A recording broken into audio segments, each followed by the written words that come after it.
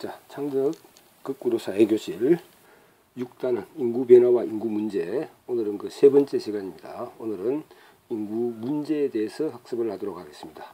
일반적으로 인구 문제라고 하는 것은 지나치게 인구가 빠른 속도로 증가하거나 혹은 지나치게 빠른 속도로 감소하는 문제가 있을 수 있고, 혹은 많은 인구 증가에 따라 거기에 따른 식량의 부족 혹은 환경오염, 자원고갈 같은 문제가 생길 수도 있습니다.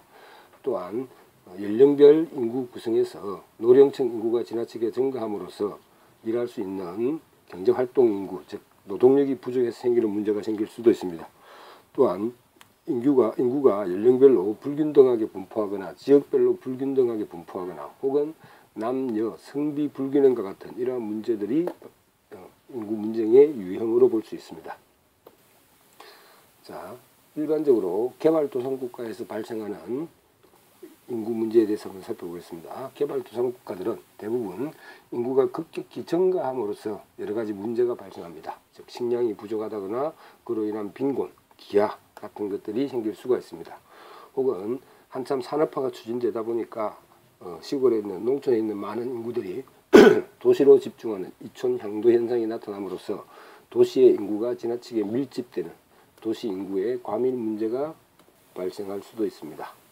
이에 비해서 선진국은 인구 문제가 다소 조금 다르죠. 선진국의 인구 문제는 출산율이 감소함으로써 인구가 정체하거나 혹은 감소함으로써 여러 가지 문제가 발생할 수도 있으며, 인구 고령화로 인해서 노동력 부족 현상이 나타나기도 합니다. 그래서 부족한 이 노동력을 대체하기 위해서 선진국들은 대부분 외국인 노동자들이 많이 유입이 됩니다. 자, 유입된 외국인 노동자와 본국의 노동자들 사이에 여러 가지 처우나 대우, 임금의 차이 이런 걸로 인해서 사회적 갈등이 발생할 수도 있습니다. 자, 우리나라의 인구 문제에 대해서 한번 살펴보겠습니다. 우리나라의 인구 문제는 시대별로 조금씩 변해 왔습니다. 자, 먼저 이 포스트를 보면서 설명을 하겠습니다. 1960년대, 70년대까지 실제 우리나라는 지나치게 7, 80년대가 지나치게 인구가 급격히 증가함으로써 여러 가지 문제가 발생했습니다. 그래서 여기 인구 포스트에서도 아들, 딸아들 구별 말고 둘만 낳아 잘 기르자, 즉 지나친 출산율로 인해서 인구의 급속한 증가가 1980년대 이전까지 1980년대 이전까지 이러한 문제점들이 발생했습니다.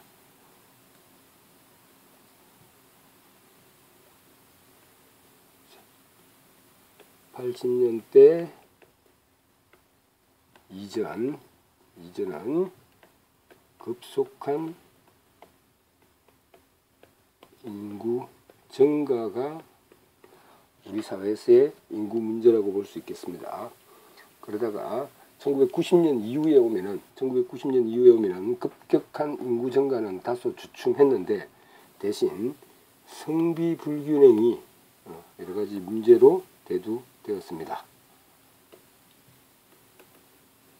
성비 불균형. 자, 이게 뭔 말이냐면 여성 한 명당 남성이 1.3배 정도 많이 태어나게 돼서 여기 포스트에 보다시피 선생님 착한 일 하면 여자 짝꿍 시켜주세요 라고 하듯이 남자아이들이 지나치게 많아지고, 그래서 요즘 여러 농촌 지역에 가면은 외국인 신부들이 많이 있죠. 이런 것도 지금 현재도 이 성비 불균형은 완전히 해결되지 않은 상황입니다. 2000년 이후에 우리나라는 세계적으로 저출산 국가로 변화되었습니다. 저출산. 그래서 이 포스트에서 보다시피 가가호호 아이 둘셋 하하호 희망한국, 즉 집집마다 둘셋 이상의 아이들을 출산을 해야만 우리의 경제활동 규모를 유지할 수 있고 경제활동 인구를 유지할 수 있고, 그래서 사회가 유지될 수 있습니다. 그런데 지나치게 급격한 우리나라는 급격한 저출산으로 인해서 여기 출산율 한번 비교를 해보겠습니다. 자, 학계 출산율이란 말은 한 부부가, 즉 한 남자와 한 여자가 혼인을 한 부부가 일생 동안 가지게 되는 아이의 숫자를 얘기합니다. 우리나라는 1.19명으로서 다른 어떤 나라보다도 매우 적은 저출산 국가인 걸 알 수가 있습니다. 대부분에서는 미국 같은 2.01, 기타 대부분은 그래도 우리보다 많이 높고 일본도 우리와 같은 저출산 상황에 접해 있습니다. 그런데 출산율에 대체 출산율이라는 게 있습니다. 대체 출산율이라는 것은 한 부부가 혼인을 해서 아이를 낳는 숫자를 기준으로 봤을 때 인구가 감소하지 않는, 즉 현재 인구를 유지하기 위해서 가지게 되는 출산율을 말합니다.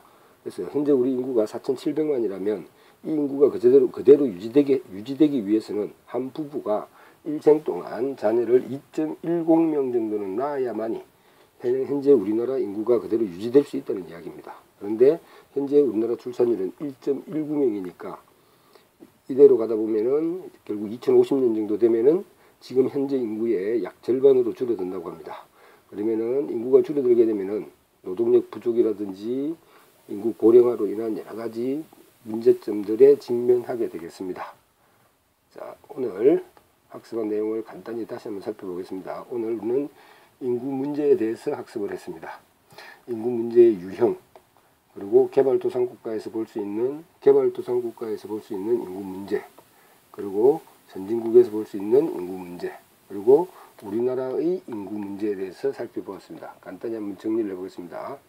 인구 문제의 유형은 지나치게 인구가 빠르게 증가하거나 감소해서 생기는 문제, 즉 인구 증가로 인한 또한 여러 가지 식량 부족, 환경 오염 등의 문제, 노령 인구 증가로 인한 노동력 부족 문제, 인구 불균등 및 성비 불균형 문제, 이런 것들이 있을 수 있고, 개발도상국가에서는 대체적으로 급격한 인구 증가로 인한 여러 가지 문제점들이 발생하게 됩니다.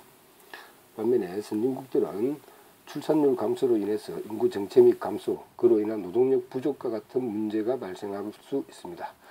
우리나라는 시기적으로 봤을 때 1980년대 이전에는 급격한 인구 증가로 인해서 아이를 적게 낳자고 하는 캠페인이 있을 정도였고, 1990년에는 성비 불균형, 2000년에는 저출산으로 인한 문제가 발생했습니다.